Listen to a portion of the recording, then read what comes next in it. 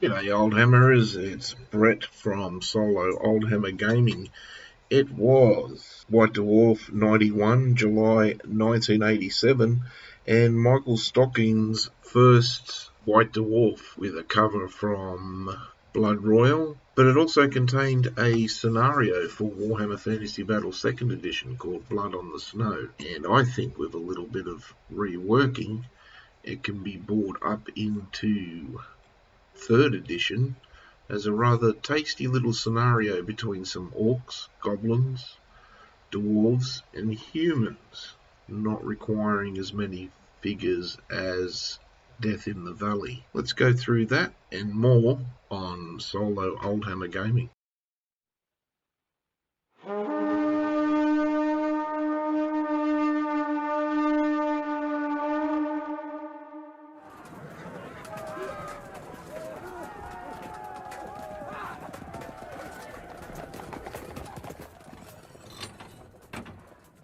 So yeah, big shout out to Michael Stockin for commenting on the last video where I did the Warhammer 3 scenario, and he was talking about White Dwarf 91 being his first copy of White Dwarf. So I had a squizzy, and that's when I discovered Blood on the Snow, a Warhammer 2nd edition scenario. So I had a look at it, and yeah, I think with a little bit of tweaking, it can be brought up into 3rd edition, pretty much as is. And the troops aren't as plentiful, so to speak, as they are for the Valley of Death scenario with the 2 dwarf armies and the goblins and orcs.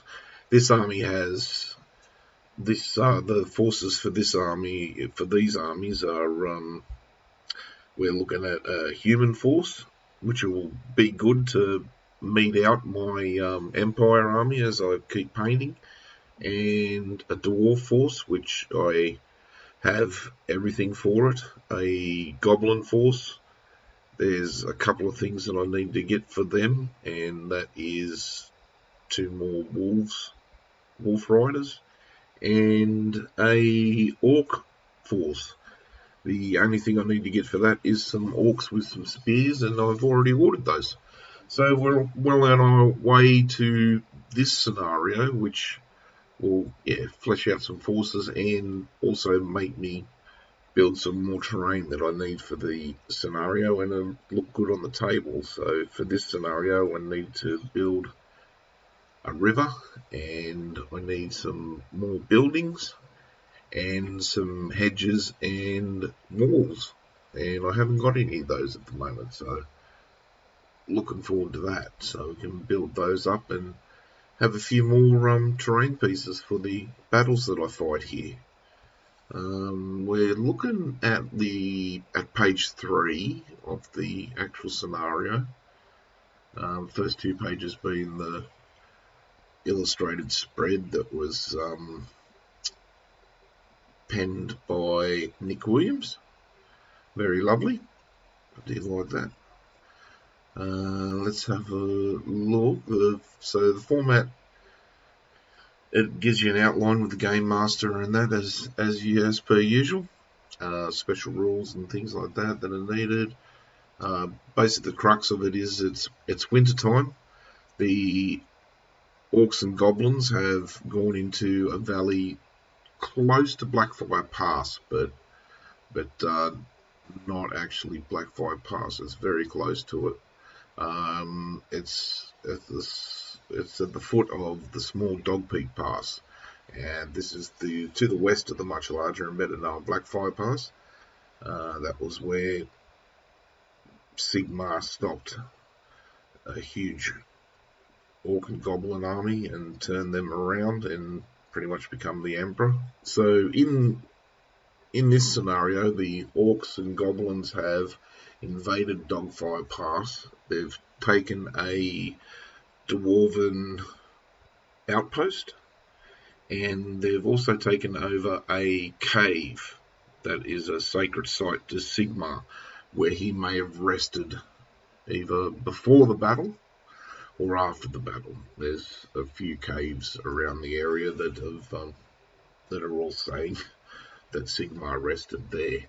So the Dwarven garrison was a little bit lax. They've been there for quite a while, just kicking back, and they've been wiped out by the orcs. 8 of them are in the keep as prisoners because they can be thrown over the edge of the fortress, and they roll down the hill as a giant snowball that can kill opposing troops that are trying to march up the hill. So first thing that they talk about there is the detachment for Karen Krazak's Dwarven detachment, and they go into his commander's brief. So we'll get on to page 4, where we learn about that. So page 4 gives us the commander's briefing for Karen Krazak's Dwarven detachment, and basically what's happened is news has been brought back by some pilgrims of Sigmar that have gone to the cave and discovered that the orcs and the goblins have taken over. So they've assembled a garrison, like a force, and supplied the troops, and they're on their way.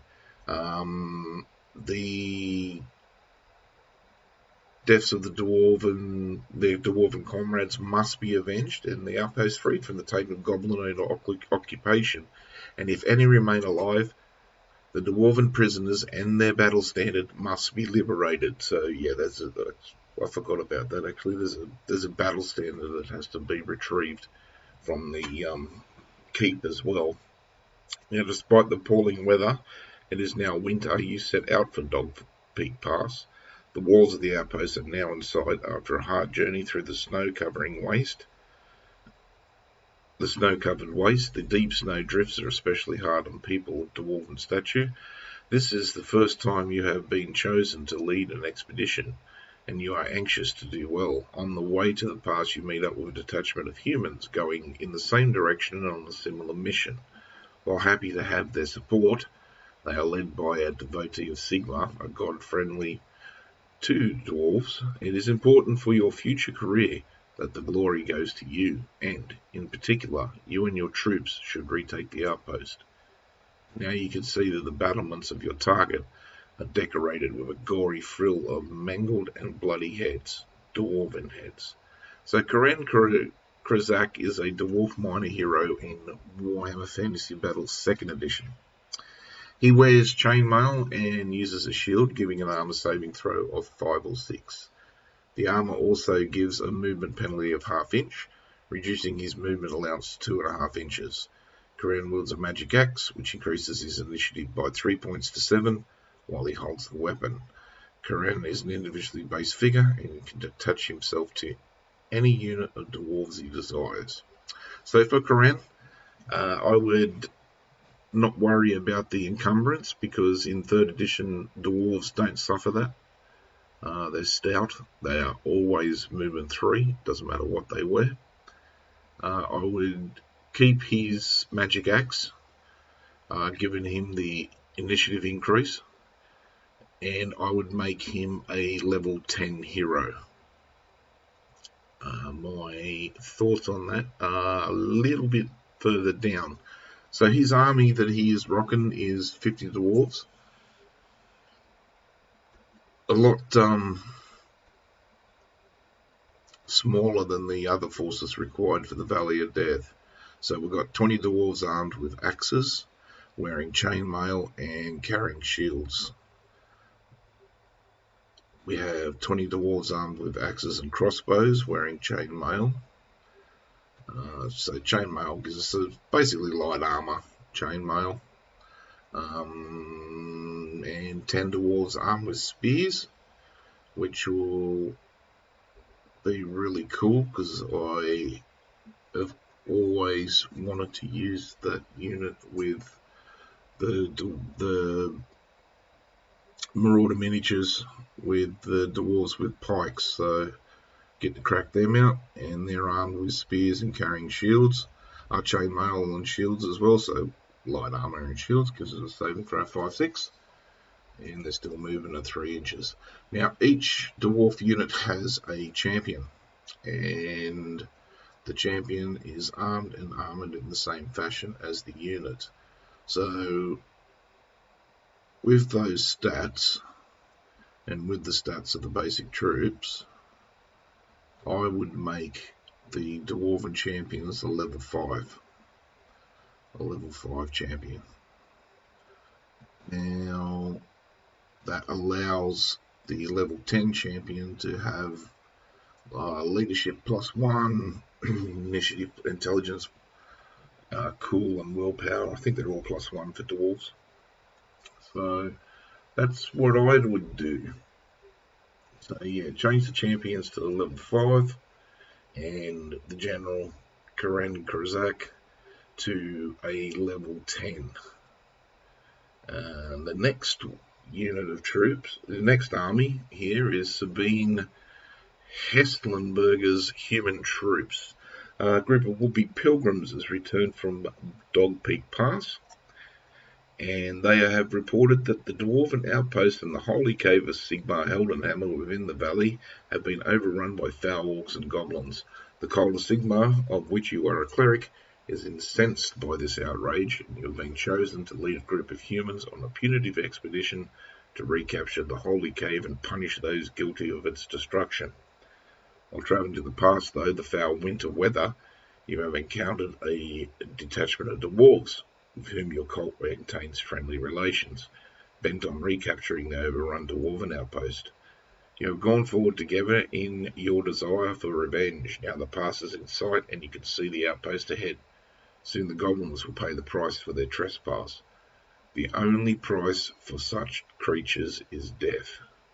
You are a fanatical follower of Sigmar Heldenhammer, and are grateful for this opportunity to prove your worth to the cult. You will lead your troops to glory on the field of battle, and carve a name for yourself in history. By your heroic deeds, glory to Sigmar.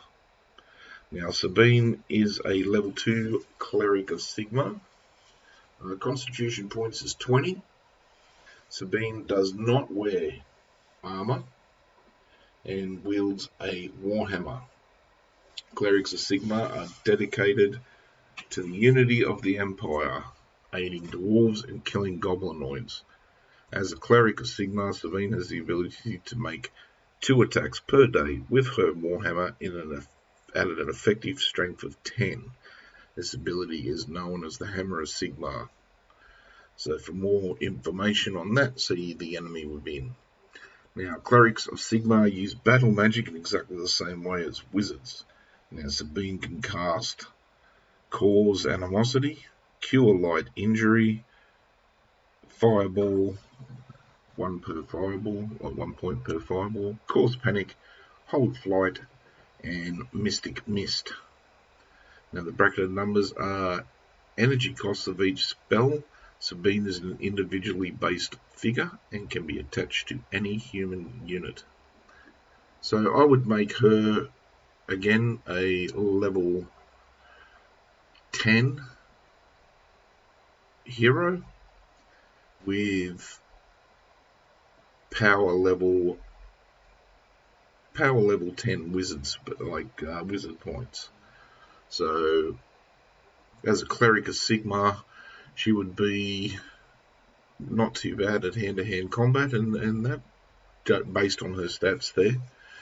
So I would, I'd use instead of using the wizard's profile, I would use a champion, like a hero, a level 10 hero. I would also, and I would also give her magic points of a level 10 wizard. So that would either be, I think it's 10 or 20, can't remember off the top of my head, but all randomly rolled before the battle starts. Now, for this army, it's 50 human warriors, which is quite doable. I don't actually have any of these, but this is far easier to collect and paint, and I'll tell you why. So First off, we've got 20 humans wielding swords, wearing chainmail, light armour, and carrying shields. So that gives them a half-inch movement penalty, but a saving throw of 5 and 6. Also 20 humans with longbows and swords. They're wearing chainmail, light armour, and armour throw saving throw of 6, and there's no movement penalty for that. Also 2 humans using two-handed swords and wearing plate mail. And this armour gives an armour saving throw of 5/6, that would be equivalent to heavy armour, and is a half-inch movement penalty, resulting in a move of 3.5 inches. Also, there's 3 human champions that are armed and armoured in the same way as the troops in each unit. So, again, I would use level 5 champions, like heroes from 3rd edition for that. Now, these troops here, I don't actually have any swordsmen or bowmen or two-handed swordsmen in the Empire army that I'm currently painting. So all these guys would have to be painted or bought first and painted. I stumbled across some guys from Foundry Miniatures.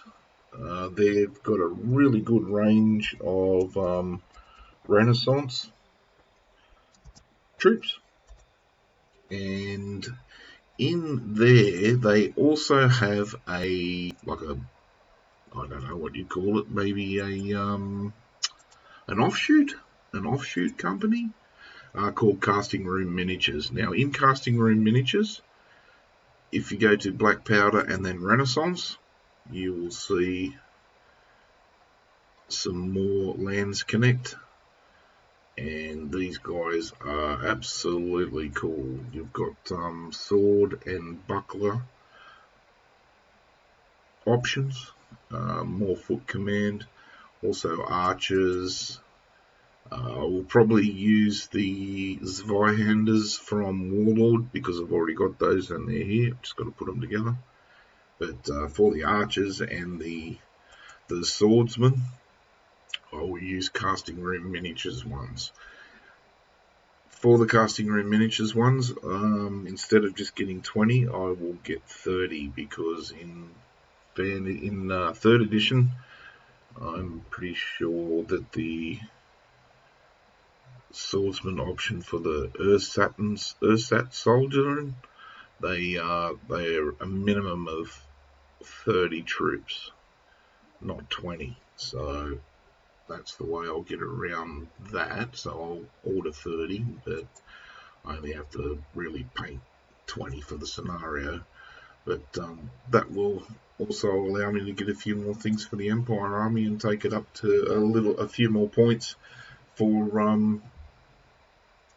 the 1500 point maximum for the Mighty Empires campaigns. So with those 2 armies, we come on to the Goblinoid armies next. So we'll go through those. So the next page on the scenario goes through Gruzak Blood Gobbler's Orc Horde. Gives his commander's brief. Basically, he is a foul and bloodthirsty creature, hence your name. There's nothing you enjoy more than a lightly toasted dwarf. Humans are a palatable alternative. Now, Gruzak Blood Gobbler is an Orc Miner hero, so I'd make him level 10. He's armed with a sword and is wearing light armour with a shield. This armour gives him a saving throw of 4, 5 or 6. Oh, I might have to have a look at that. Maybe heavy armour. Yes, heavy armour, because he's wearing plate. 2nd edition, so that would be equivalent to heavy armour in 3rd. So it gives him a saving throw of 4, 5 or 6, but also gives him a movement penalty of 1 inch. He therefore has a movement rate of 3 inches. Now, while Gruzak stands on the battlements of the outpost, he can throw a bound dwarf over the wall during the shooting phase. As the dwarf rolls down the hill, it will pick up snow and turn into a giant snowball. This can be done only once per turn, and the effects of the snowballs are detailed in the special rules. So for that, he has 8 dwarves that are captured, still in captivity, and measured from the base of the battlements. They need 4 inches, at least 4 inches, to pick up a little bit of speed, and then they roll straight down the hill, and the momentum stops them 6 inches away from the base of the hill. Now, if they come into contact with any units, the unit that it comes in contact with can dodge the wall by rolling under their or their leader's initiative on a d6 plus 1. Now, a successful roll indicates that the unit has scattered enough to get out of the way, but they will be disordered till the end of the next turn. Now, if they are hit, they will suffer D3 Strength 4 hits with no armor saving throw. Just in case you're wondering, unfortunately the dwarf inside the snowball automatically suffocates, but dwarves that are killed in this manner do not count for victory point purposes. So that's the special rules on the snowballs. Now the orc army is 60 warriors, so we have 20 orcs with swords, light armor and shields, giving 5/6, half-inch movement penalty. Got those. 20 orcs with swords and normal bows, wearing chainmail. The chainmail gives an armor saving throw of 6, so light armor again. No movement penalty on that. Got those. Now this is what I need. I need 20 orcs with spears. Now they wear light armor and carry shields, giving 5/6 and half-inch movement penalty. Ordered those today, so they're on their way.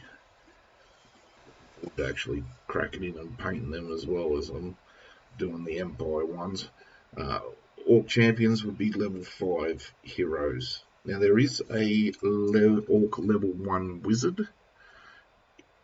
I would just use a level 5 wizard profile for him. And he has a sword and wears no armor. He can use the following spells: Fireball, Steel Mind, and Wind Blast. The bracketed figure is the energy cost of the spell. The orc is an individual base figure and can be attached to any orc unit as desired. So that's the orc force.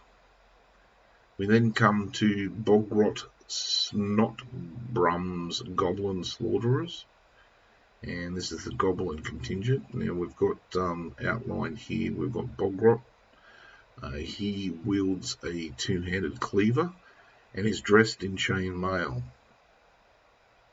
Light armor. The chain gives 6 saving throw, no movement penalty. He's an individual and can attach himself to any goblin unit that he chooses.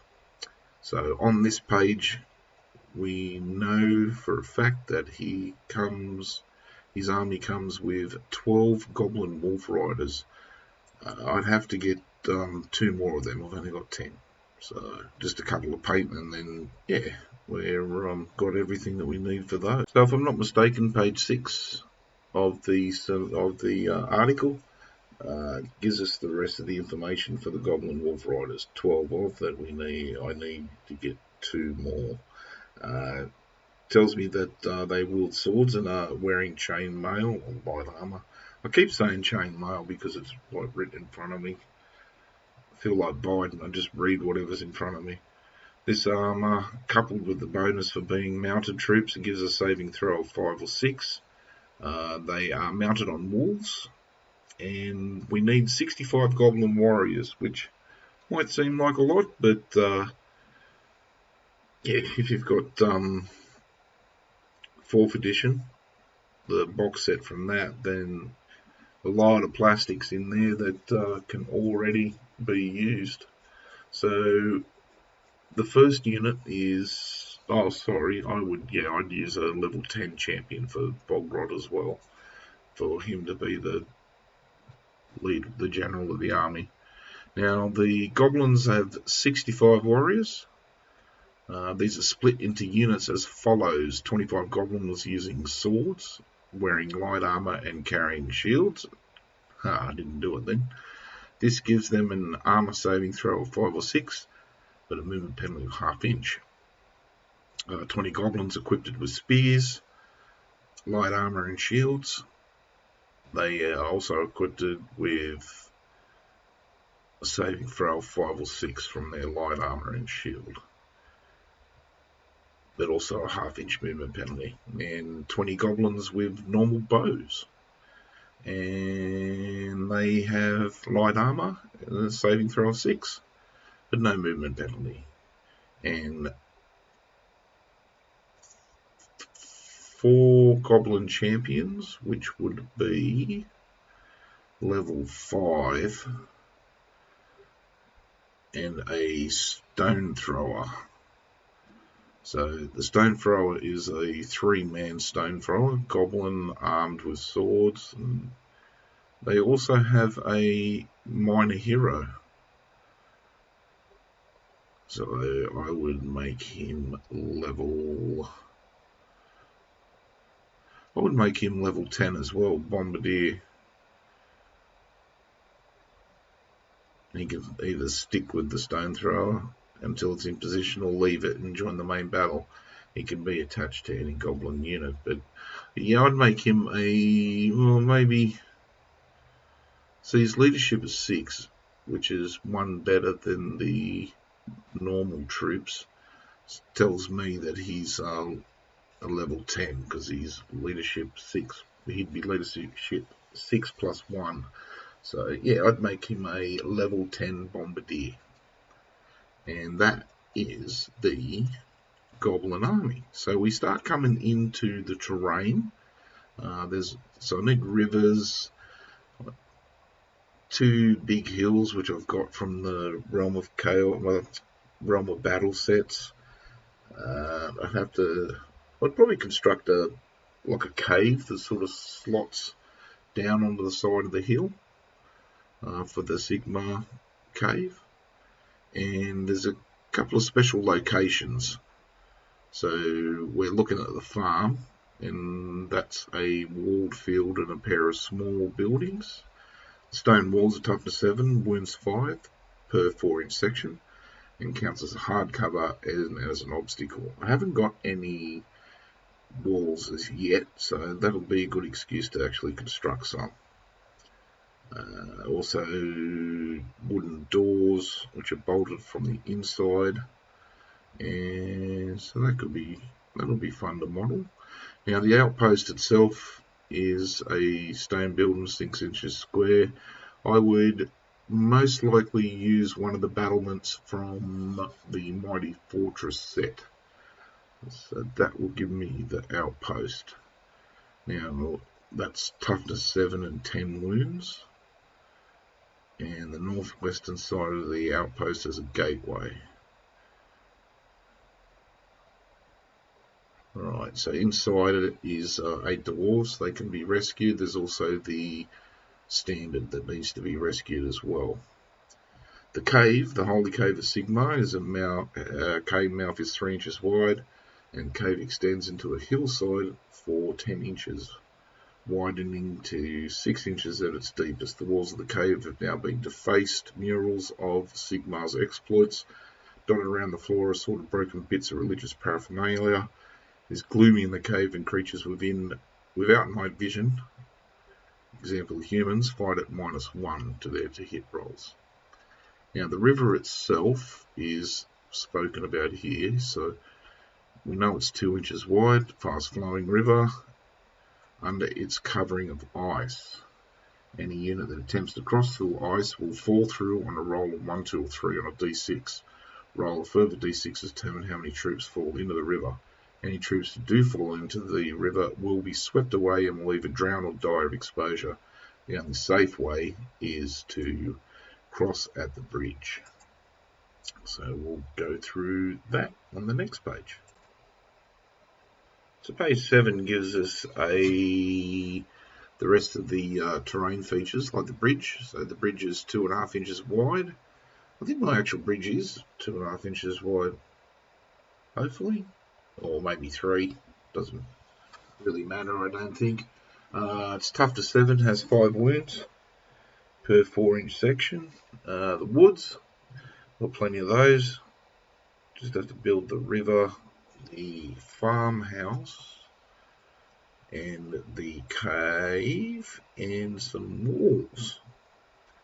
Now the hills, difficult ground, half movement, and it is not possible to charge up the slope of the hill. So that's interesting. I didn't really make that distinction in 3rd edition for terrain. That's really interesting, actually. And snowdrifts. These are deep snow, count as difficult ground and reduce movement by half. The penalty is in addition to any other due to terrain. For example, moving up a hill through a snowdrift reduces movement to 1/4. So then got the starting the game. And after laying out the battlefield as shown on the map, we'll have a look at that in a second. Details will be given by the GM. Before the first turn begins, Orc and Goblin leaders should dice to see which of them is in control of the farm. The winning player can, if decided, place some troops in the buildings or behind the farm walls. If they choose not to, the farm is left unoccupied. Now, turn 1, the human commander deploys all troops anywhere along the line marked A. Turn 2, prior to turn 2, all the orcs are inside the outpost, except for any which are in the farm. The alarm bell sounds in the outpost at the start of this turn, and the orc leader can then deploy all orc troops in the outpost and along the top of the hill, as desired within their movement allowance. At the end of this turn, the dwarves will be deployed anywhere within along line B. And turn 3, troops already deployed can move as normal. Goblins have been huddling in the cave of Sigmar, all trying to find somewhere warm. They and their stone thrower may move out of the cave in this turn if their commander so desires. From this point onwards, the commanders have complete control of their units. Now the victory conditions. Koran Kruzak's dwarves. They get +4 points if the outpost is captured, +4 points if Blood Gobbler is slain, +4 points if Bog Rot Snotbroom, the Goblin commander, is slain. 2.5 points for the Orc Wizard. They get 2 points if they rescue the Dwarven Standard. They get +2 points for any Goblin minor heroes that they kill. +2 points for the Goblin Stone Thrower captured. +1.5 points for each Orc champion slain. +1 point for each Goblin champion slain. +3/4 for each Orc slain, +1/2 for each Goblin slain. Now they will get -4 for Outpost is still in Goblinoid hands, -4 for Karen Kruzak's death, -2 for the Dwarven Standard lost, -2 for Dwarven Champion slain, and -1 for each Dwarf slain. Sabine, the human contingent, +6 if the Holy Cave is recaptured by them, +4 if Blood Gobbler is slain, +4 if Bogrot Snotbroom is slain, +2.5 for the Orc Wizard, +2 for the Goblin Minor Hero slain, +2 for the Goblin Stone Thrower captured, +1.5 for each Orc Champion slain, +1 for each Goblin Champion slain, +3/4 for each Orc, +1/2 for each Goblin. -6 if the cave's still in Goblin hands. -5, ooh, that's a bit of a hit. Yes, -5 if Sabine Heslenberger is slain. -1.5 for each human champion slain, and -3/4 for each human killed. Now, Gruzek,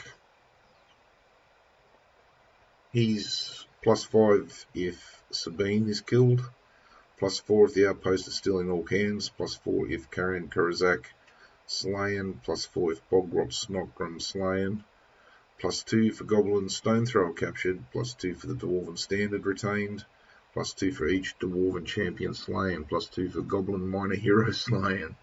So they can actually backstab each other, the Orcs and the Goblins. I guess the Goblins don't like hiding out in the cold cave. +1.5 for each Human Champion slain, +1 for each Dwarf slain, +1 for each Goblin Champion slain, +3/4 for each Human slain, +half for each Goblin slain.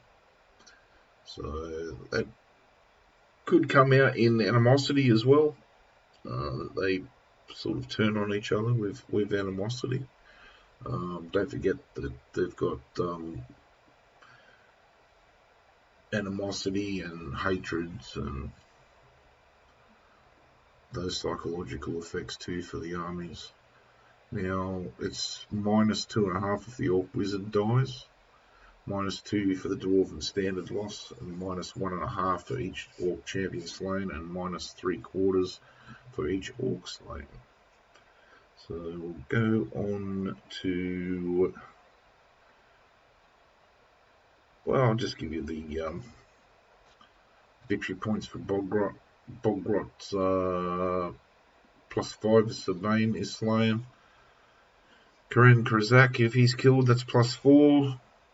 Gruzak Blood Gobbler, if he's slain, that's +4 for the Gobbos. +3 if the cave is still in Goblin hands. +3 if the hold is occupied by the Goblins. Now we've got +2.5 for an Orc Wizard if he's killed by the Goblins. +2 if each Dwarven Champion is slain. +1.5 if each Orc is slain. +1.5 each Orc Champion slain. +1.5 each Human Champion slain. +1 each Dwarf killed. And +3/4 for each Human slain. -4 for Bogrot Karkset. -3 if they lose the cave. -3 hold not occupied by Goblins. -2 Goblin Minor Hero slain. -2 Goblin Stone Thrower captured. -1 each Goblin Champion slain. And -half for each Gobbo that bites the dust.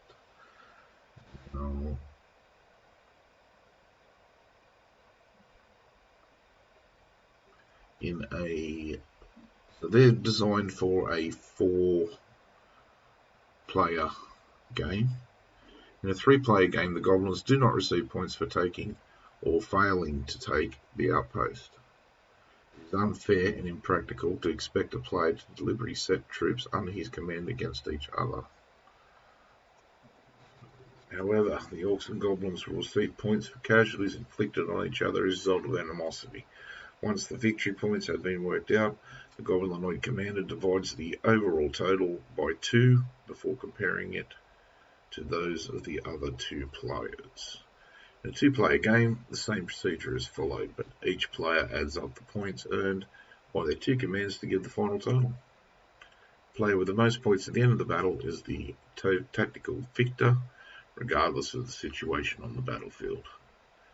And that page just goes through the special rules and also gives the map, and we'll have a closer look at that. So here's our page with the map. As we can see, humans deploy down in area A, dwarves in area B.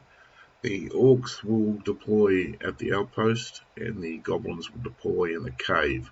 The farm in the middle is fair game for the Orcs and the Goblins. They dice off to see who is actually in control of it, and they can deploy troops there. The bridge runs over the Troutbeck River, and yeah, I haven't got any river sections, but that's a good excuse to actually model some, so then I'll have some for further battles. The cave, pretty sure I'll construct that out of foam, so that it just sits on top of the existing plastic hills that I've got with the Realm of Battle set, and it just sort of sits on top of that with a cave. Wood's not a problem. Got 3 of those, so I only need 2. The snowdrift, probably won't worry about that. The walls and the farm. The farm, I might model a couple of farm buildings for that. Like I've got other buildings and that could slot in there, but it'd be nice to have a couple more houses and things. But definitely need walls. Definitely need to model those. And the outpost, yeah, I'd probably use a battlement from the Mighty Fortress set. Or, because it does look a lot shorter than that. I've got the plastic castle set from, I think it was 6th edition, that one come out. But I've got that, so I could always use that and cut it down to level 1. I definitely would not be cutting down my Mighty Fortress set, the battlements on that, but I'm much happier with cutting down the plastic keep instead of my beloved Mighty Fortress, which I have 2 of now, so I can do bigger sieges than that for when we go to the Mighty Empires campaign, once I've got a few more things painted up. But that's it. That's the scenario in a nutshell. Interesting. I think it's pretty interesting. The amounts of troops are not as hard-hitting as the Valley of Death scenario, I think. I do need a few units, like the humans, for example. I need that entire contingent, but that's 50 troops, and that's not too bad. That gives me excuse. For each unit, I will be putting in musicians and standard bearers for each unit. Each unit will have a musician and a standard bearer, just because I like every unit to have a standard. I think it looks good. It's an eye grabber on the battlefield, and I like painting them. So, other than that, the hills and the mountains that the dwarves have got to climb, that's about it. So they've got to climb the mountain as well. So just like our Oldhammer mountain. So thanks for watching. If everyone can like and subscribe and share, that would be absolutely awesome. But other than that, thanks for watching, and always remember, guys, stay cool, stay Oldhammer.